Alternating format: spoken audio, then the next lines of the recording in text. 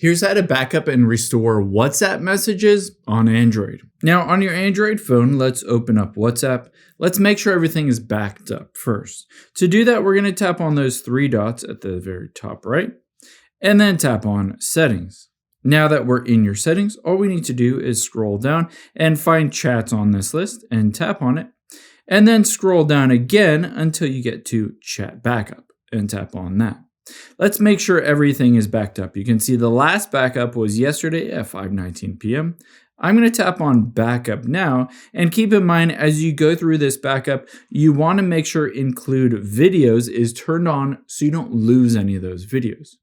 Now that we've backed everything up, we can press and hold on the WhatsApp app, and I'm going to choose to uninstall this.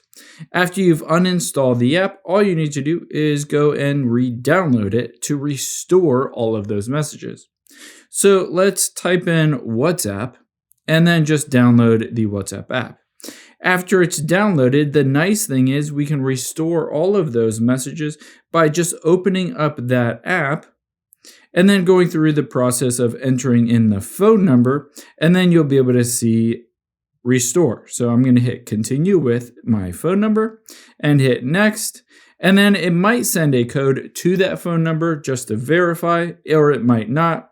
After you've done that, we can allow contacts and allow your name, and now we can go through the process of verifying your account.